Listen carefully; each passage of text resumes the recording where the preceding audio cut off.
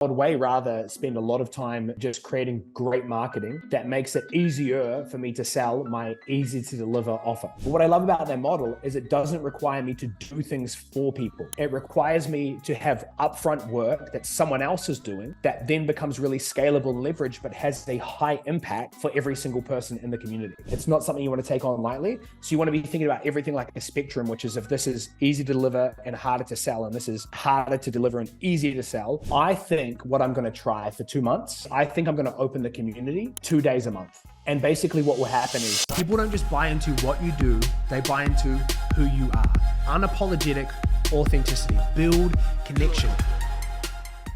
one of the best pools of leads is past clients. So I would, not that this is a competition, but in terms of, I would just say I'm really good at keeping relationships good.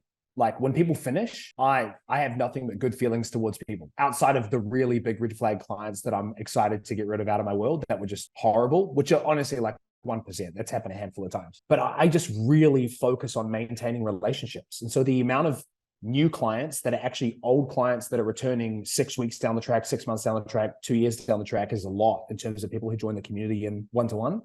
And so I'll just say like, that's such an underrated skill to keep your relationships good with past clients, right? Because if you can do that, you increase your lifetime value, increase the likelihood that they are going to want to work with you again because they've already paid you money. It's much easier to get someone to pay you another dollar when they've already paid you $1 to begin with. And so I'd just say for all of you here, you should always be trying to maintain the relationships that you have with the people that you've worked with in any capacity, in any business at any point.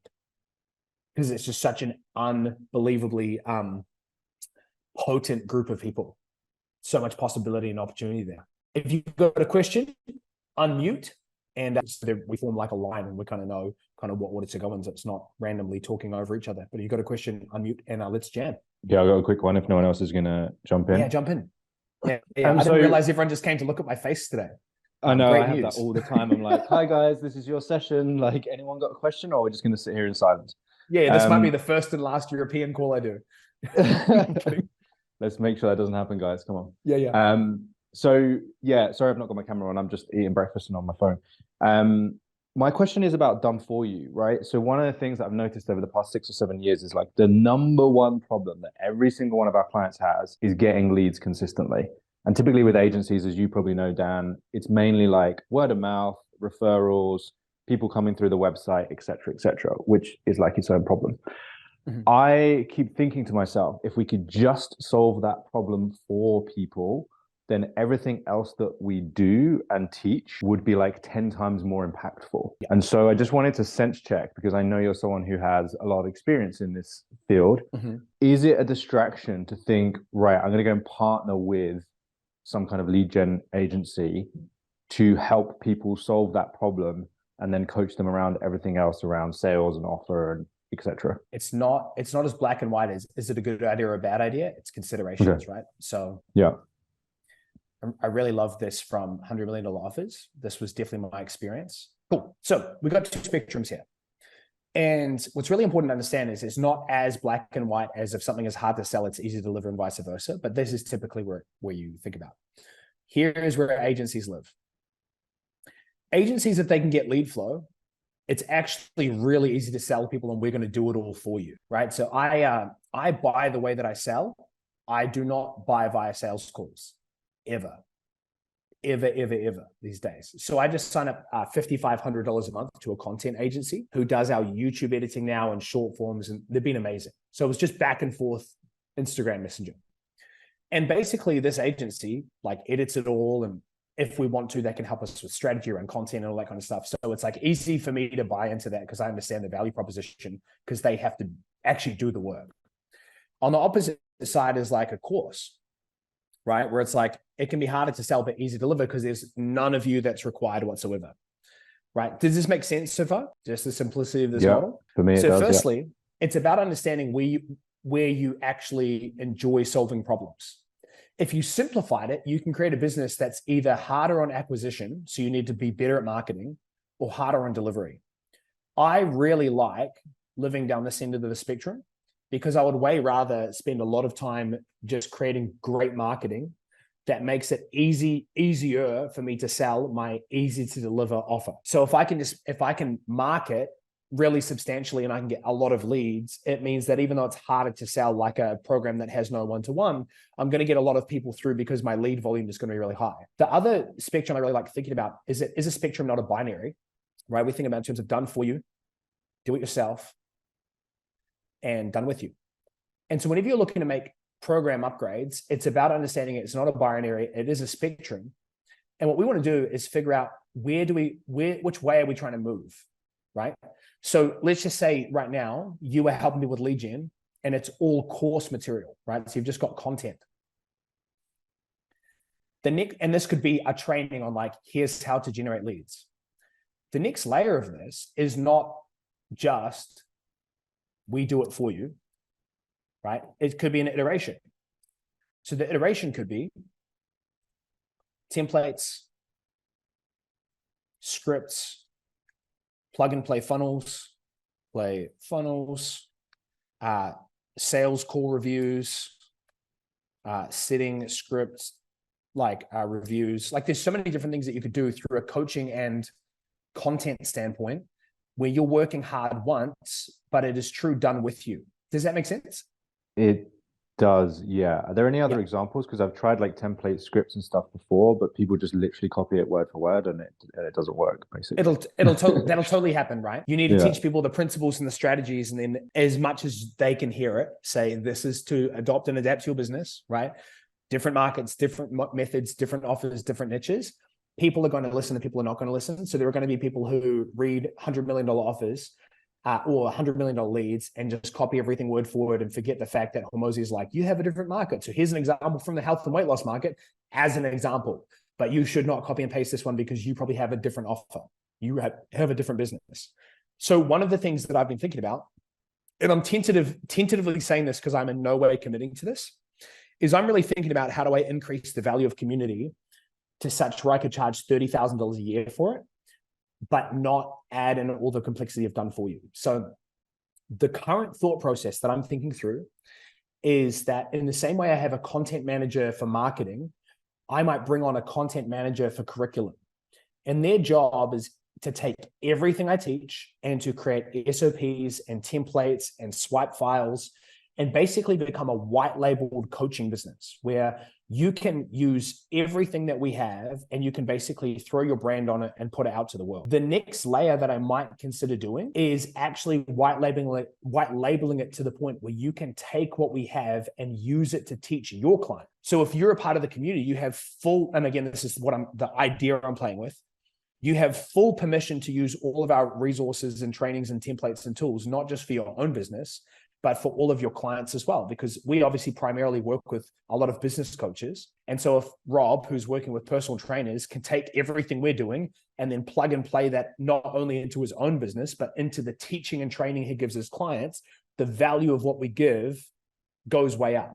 Can you guys see how that would be valuable for like the community? If I was like, everything we have, you can use and you can use it for clients. But what I love about that model is it doesn't require me to do things for people. It requires me to have upfront work that someone else is doing that then becomes really scalable and leveraged, but has a high impact for every single person in the community. So that would be an example of a thought process and a thought exercise you can do with your community is going, okay, the end result that you want to have is you want to have empowered clients who can close the gap between learning and implementation. So the gap between learning and implementation with just a module going, hey, you should think about content and here's how to think about it and here are the principles. The gap between learning and implementation for that can be long because now they have to go and put the content calendar together and things like that. So the next layer is here is a content calendar with all of the prompts. The next layer is here are all the swipe files. The next layer is here are all the templates for cash campaigns. The next layer is here are all the funnels you need. Here's all the emails you need. All of those types of things. And so there's a spectrum that you can move along to do more hard work. But that is not just as black and white as are we going to do it all for people or are we just going to give them a module to teach them how to do it themselves? You can move along that spectrum of working harder in delivery to make the journey of the client easier, which also then makes the sale easier because you can say, hey, the moment you sign up, you get all of our scripts, all of our templates, all of our tools that you can implement for yourself and clients. So with you teaching creative agencies, Matt, it's like you could go to AI is obviously a huge point here, right? So you could go to the nth degree of giving people everything they could possibly need.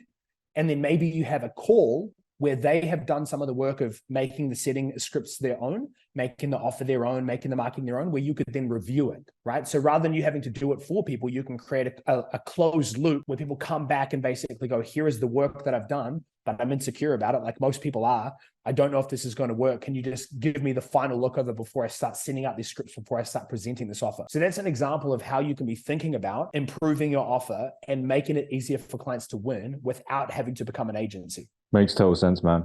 And have you ever, just a quick question, follow-up question, if that's all right. Like, have you ever thought about things like, so white labeling automation software, would that fit in the kind of done with you, or is that going 100%. More to the, yeah. So software is an interesting one because it's harder to manage than most people think. They need like a dedicated team member, depending on the size of clients, amount of clients, they need a dedicated team member to manage that software off, right? Because so let's say you're using Go High Level breaks, who are they going to reach out to? Well, oftentimes they don't reach out directly to Go High Level. They reach out to you. Hey, like, so, I had a client yesterday who was struggling with like Facebook locking them out of jail. I was putting them in Facebook Messenger jail.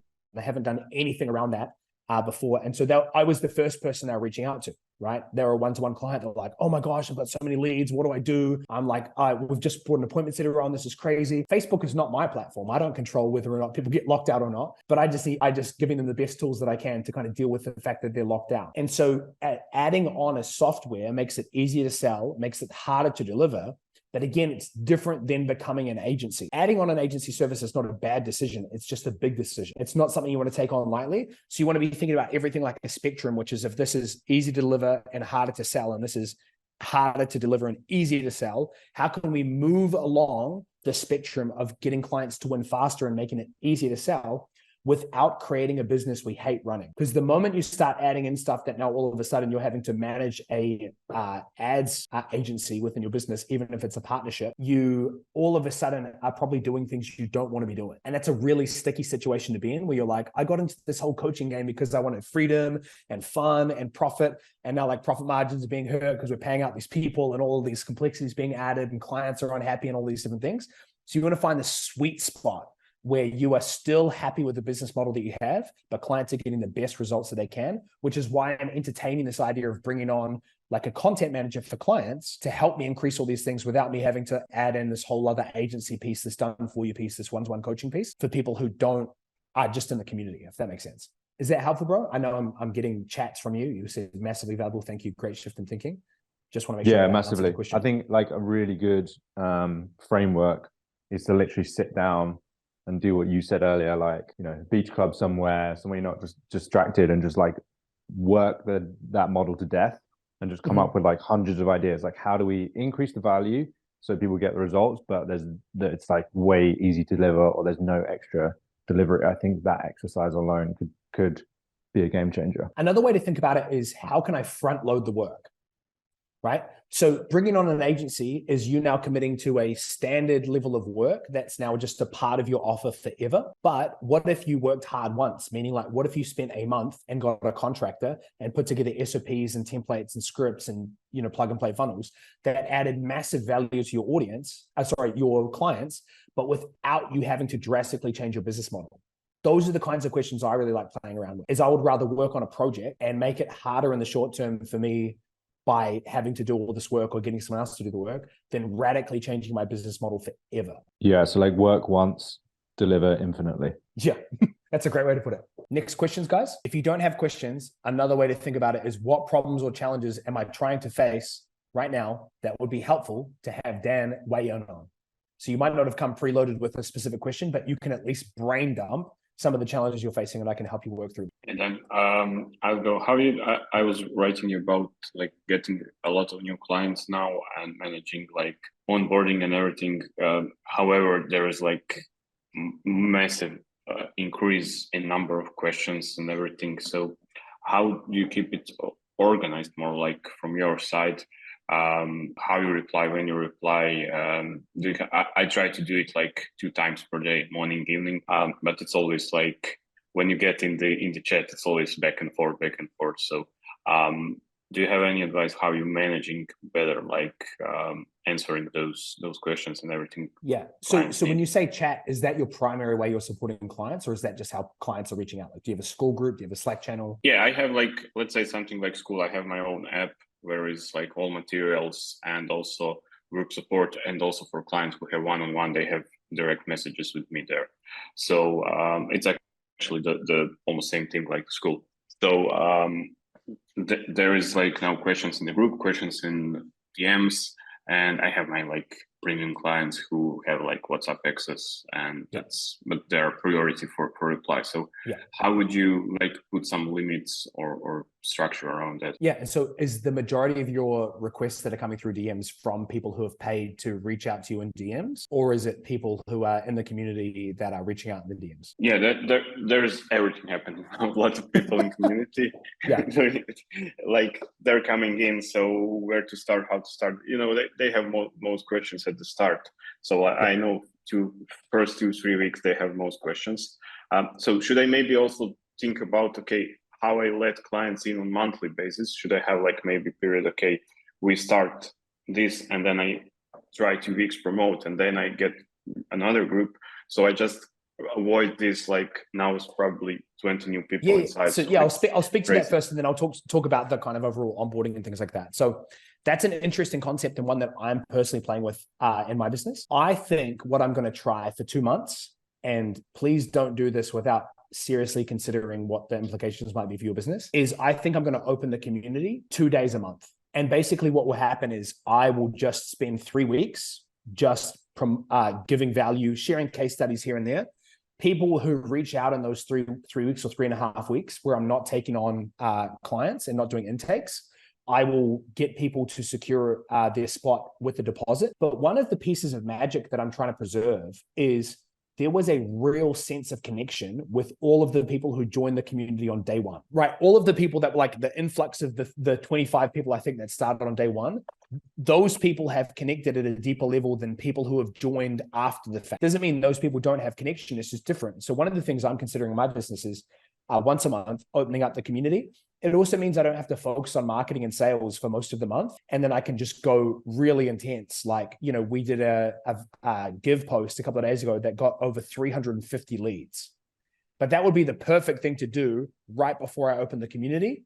It's an overwhelming thing to do on just a random week like I did this week, where the give post got way more traction than I ever thought it was going to. And so that's a consideration to make. And so one of the things that I would do if I was to move towards just opening once a month is I would then go from one-to-one onboarding calls to group onboarding calls, where we basically all jump on a call for that first onboarding. And then I walk through kind of like here's what the community is, here's the best ways to get support.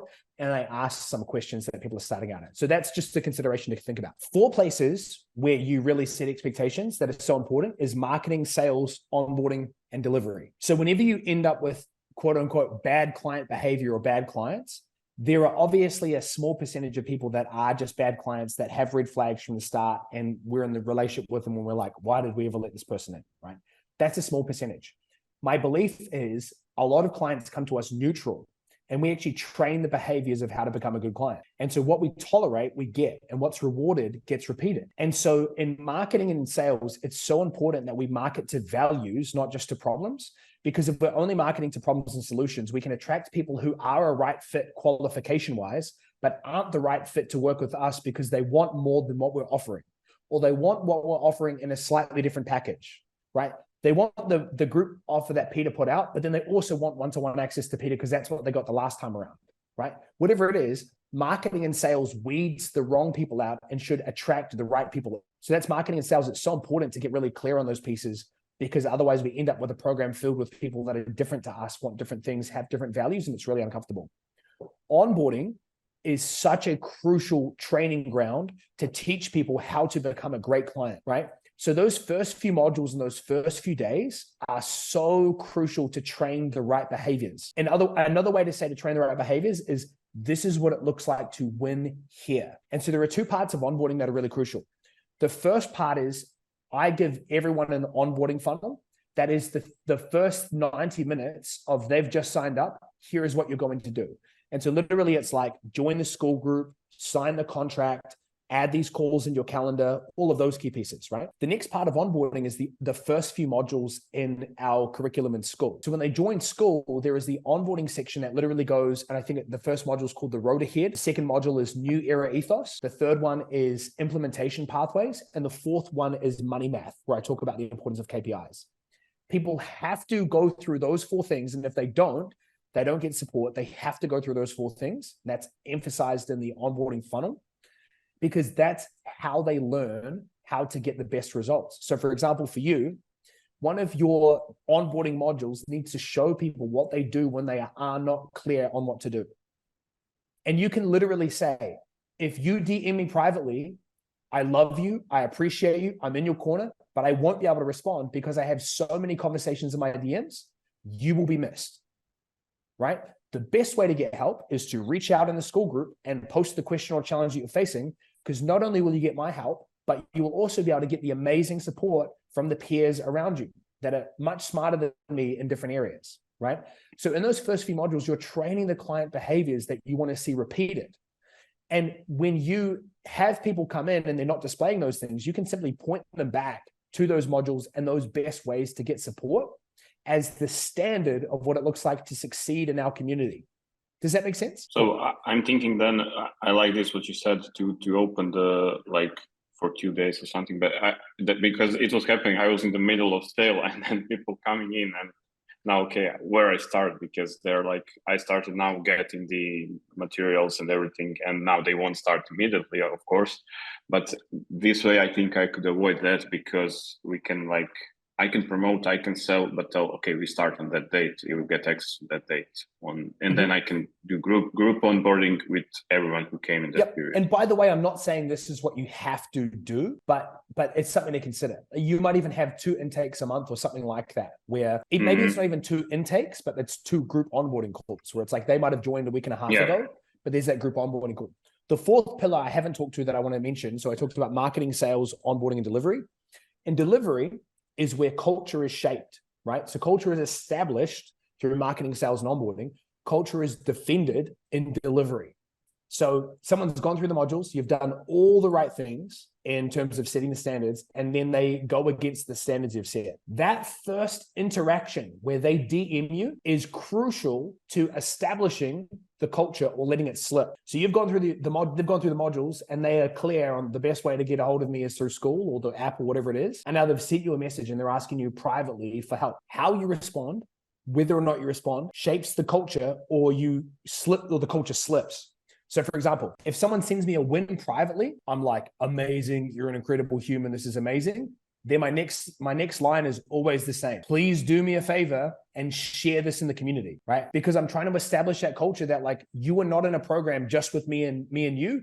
There is a community that we want to continue to establish. The second thing is, if someone asks me a question, the same thing applies. The same tool applies. Someone asks me a question, I go, great question. So one of the key marketing things that most people don't do a great job of is articulating the cost of an action. So we're typically, if we're getting clients somewhat consistently, it's because we're focusing on the return on investment. You're a coach who wants to scale, and we're going to take you from 10 to 50K a month, whatever it might be, right? That's a good hook. What we have to get better at is articulating the cost of an action. So there's great ways to like great tools to articulate cost of an action with price increases, because that's really straightforward. If you don't join now, when it's the cheapest it'll ever be, in a week, it will be more expensive. We have a limited time bonus. If you don't join now, then the cost of an action is really straightforward and really clear. What we have to get better at is articulating the cost of an action for people outside of a cash campaign. So what is at stake for them if they do not take action and solve this problem now? If we just forget our program for a second, if they don't take action and actually do something about the pain that they're facing, what is actually at stake for them? So Harry, I'm going to get you on mute again if you are able to unmute. What are some of the things that come to mind for you as things that are cost of an action pieces for people if they don't solve this for them now?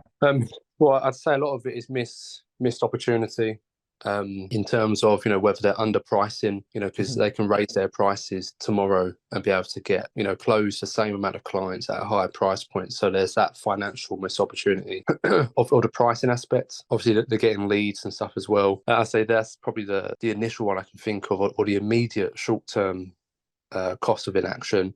I think long term, if I just think about people who I know who have like not moved forward, and then I reach out to them 6 months later, they're still in the same position. Well, I'm guessing now it's the longer term. Do you want to have that, I don't know, regret of not taking action? Because I've had people wait 6 months, let's say, to join. They join, get results in a few weeks, and they're like, I regret not moving forward 6 months ago, basically. Totally. But I don't know how to be able to explain it without sounding, without coming across the wrong way. Basically, I don't want to say to someone, you're going to regret if you don't do it. Oh, you're not going to work with me today. You're going to regret this. You're going to be lying on your deathbed going, I wish I signed up with Harry. Yeah. Okay. But so how to explain that? And obviously not saying necessarily, it's going to be a bad decision not choosing to work with me, but just in general, like someone needs to invest in themselves, how to just make it clear that that'll be the best thing for them, regardless whether that's with me or someone else. So when you're articulating the cost of an action in your marketing, the not having the ROI is the clear piece, right? And that's important to talk about. If you don't take action now, like the frame that I love, someone said this to Hormozi, right? And it was like, how much does it cost you to not know how to make $1 million a year? $1 million a year, right? It's called ignorance tax, right? And that's one way to look at it, is really simply like there is the cost of an action of like, if you don't invest in yourself, you don't raise your prices, if you don't choose a better model, you're not going to be making the money that you want to be making. But let's go even further than that. Why else are people in business? Well, there's an impact and purpose pillar for a lot of people. A lot of people are in the coaching game, for example, because they want to make a difference in the lives of other people. So not only are you not having the positive impact or you're not experiencing all that you want to experience in your own business, you're actually shortchanging other people by playing small, by not working with more people, by not charging what you're worth, by not putting yourself out there. There is an impact piece that you are holding back, you are being held back by, that's actually causing you to not live out your calling fully. Let's look at the emotional piece. What does it cost someone to live in a state of stress longer than they need to? Cost them joy, cost them time with their family, it costs them their health, cost them their time, right? There are so many elements that we need to look at. If you think about the benefits of working with us and we write out all of those things, and I've shared this framework before, it's from a guy called Todd Brown, right? Whenever we're talking about our offer in marketing and in sales, we want to think at 3 levels: functional, experiential, emotional. Functional is, this is the thing I will give you. Experiential is, this is how it works. Emotional is, this is how you will feel when it's working well, okay? So functional, I'm going to teach you how to get an appointment setter. Experiential, so you wake up to qualified sales calls in your calendar. Emotional, so you never have to feel stressed and worry about where your next client is coming from, right? So that's on the positive side. If we think about on the other side, what is the negative side? What's the cost of an action of functional, experiential, emotional, of the opposite of that? Experiential, if you don't hire an appointment setter, the experience is you're not going to have enough calls with the right people and you're going to have to spend all day in the DM. Emotional, you're going to feel like you're never living up to your potential and you're always chasing your tail and you're having to spend way more time on your phone, which is causing you anxiety, stress, and overwhelm. So rather than getting to work on your business, which you aspire to do, you have to live in the state of working in your business. So if you go through your whole offer and you figure out the positive side of functional, experiential, emotional, and then you flip side it and you think about the negatives of if they don't have this functional piece, what's their experience and what's the emotional cost, you actually start to get better at articulating the cost of an action. Does that piece resonate with you? Yeah, 100%. Yeah, that's really, really useful actually. Just to clarify that then. So functional is what you're giving. For example, like you said, you're giving someone a sales script, let's say, right? So that's like functional, literally what you're giving. Experiential is then the experience they get from that. So by having a sales script, they're able to close more clients, increase their conversions, blah blah, and so on. Well, and then not just that. That's a benefit. Like experiential is, what does it look like when it's implemented? Does that make sense? So functional is like, here's the sales script so that you can. It's like a nice benefit. The experiential is get them to picture it. What does this actually look like once this is functioning? So now you show up to every sales call confident that you know exactly what to say and how to say it. And now you're free to enjoy yourself on the call rather than fretting out about every other word that's coming out of your mouth. Yeah. So it's experiential is getting them to picture what that looks like when it's working. And then emotional is how do they feel once it's working? Got it. Yeah, that makes sense. Perfect. Yeah. So the opposite of those things is the cost of an action. Yeah. Right. So let's say you help people make more money, have more free time, and have a greater impact, right? Functional, experiential, emotional. What are the positive sides of that? What does that look like on a practical level? Cost of inaction. What will that feel like if they don't change those things in their business? And this is where a lot of business coaches go wrong, is all we talk about is money. And so the only thing people can equate is, if I work with Harry, there's a chance, because it's not guaranteed, there's a chance I might make more money. If I don't work with Harry, I might make less money, but at least I can maybe figure it out on my own, right? So what we have to do is take a more holistic marketing approach to help people understand the emotional costs of what happens if they don't solve these problems in their business. So if someone has been gaining weight at 1 kilo every 3 months for the last year, let's extrapolate that. What's the cost of inaction? You continue to gain weight. What's another way to look at that? You might become the heaviest you've ever become. What happens when you become the heaviest you've become? You now have less time and energy for the things you love. You've got less time and energy for the people you love. You feel worse. Your mobility goes down. Your sleep goes down. Your self-confidence goes down. There are so many elements of cost of inaction of not dealing with a weight loss problem, rather than just, you might get fatter. We need to paint the picture of what this looks like. And it's not doomsday. It's not like making people feel terrible. It's about articulating why this is such a painful problem to begin with. 100%, that really makes sense. Do you have any examples of content? Excuse me. Do you have any examples of like content you could share at all? Obviously not right now. You might need to find it, but that covers the cost of inaction. Yeah, that's a great point. I would say it's not a style of content or even a line in a piece of content. It's the way in which you frame it. So for example, in the cash, I just dropped a video today on cash campaigns, and it's doing really well. I think we're at, let me just have a look at the stats right now. It is at, so we're at like 750 views, I think is what it's at, right? In 15 hours. So it's resonating a lot. Here is a strategy to help you get more clients, right? If you don't have a strategy like this, you're going to get clients inconsistently and unpredictably, and it's going to be really hard to stay consistent with your growth goals that you want to reach to build the business that you want to build. So it's not about articulating, like if you think about a quadrant for a second, this is maybe another way to say this. I learned this years ago from Taki Moore, right? Wants, aspirations, frustrations, and fears. Okay marketing focuses on the top. Great marketing draws people in to understand the bottom. So the want is not just, I'm going to give you more leads, right? That's what people want. What's the aspiration? A lead getting, client getting machine on autopilot, consistent, predictable, waking up to Stripe payments, freaking easy as.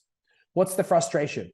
The frustration is, if I don't post content and spend hours in the DMs every day, I don't get calls. The fear is, if I don't figure this thing out, I might burn out, which means I might actually inevitably have to shut my business down. So what we have to do is get really good at articulating these next pieces at the bottom. What are people aspiring to do? Not just beyond the want that they're looking to solve now, but the aspiration of where they want to go. And what is the fear that if they don't solve this, will inevitably take place in their business or their life, whatever it is we coach people on. And when we can articulate it at an emotional level, that's really where we start to get into this cost of inaction piece, because people can picture how they feel now and how they might feel in the future if they don't solve this. That's really what I'm talking about on a practical level, is using content as a way to speak to aspirations and fears, not just the surface level of wants and frustrations. Cool. Helpful, brother? Yeah, extremely. Yeah, that's given me a lot of ideas. So I'm going to brainstorm on that today and see what I can do with it. Yeah. Thank you. This is also why video content is so powerful, because it's hard to knock all this up in one Instagram story, right? But it's much easier to convey the power of emotion through talking, through communicating. Obviously, you can do this through copywriting. Great copywriters do this all the time. But that's why I love the video medium and audio, because you can convey the emotion and speak to people's hearts and souls much easier than just whipping up a quick Instagram story with a case study. Yeah, 100%. I'm looking at getting back into YouTube and stuff anyway to do some longer form. I did do a video yesterday, actually. I saw that. So, shout out. That's amazing. Yeah. So definitely going to get back into that. Try and do maybe one a week at least to begin with, or even more. But yeah. So yeah, all good. Dude, I think you can do more. And the reason I say that is, right now I have a camera that is filming this call. And so they'll take the best snippets of this call of what I said and turn it into a piece of content. So if you think about it, for coaches, we're creating content all the time. Good old Gary Vee told us freaking millennia ago, document, don't create. But then all of a sudden we just ignored that advice and think now that a video piece of content has to look like us sitting down scripting something out and making it look and feel amazing, when in reality, it's also one of the best ways to give people a taste of what it looks like to work with us by literally sharing a clip of us working with people who are paying us, so they get a picture of what it would look like when they do pay us and what that would feel like and what that experience would be like. So I would say look for ways to document what you're already doing as well and share snippets of that. And that's where I think your volume can go up. Like we're about 2 weeks away from hitting 4 YouTube videos a week. And 2 of those are going to be me actually creating videos. And 2 of those will just be like documented videos like this. Yeah, makes sense. Yeah, you're right. There's a lot there that I can document with coaching calls and stuff. So coaching calls, sales calls, all of it. Anytime you are on a call or on camera, think of how can I turn this into a piece of content? And so if you guys want to see more of these calls, I'm super happy to do them, only if the demand is there. If you guys are down, then I'll let you know. All right. Peace, everybody. Catch you guys.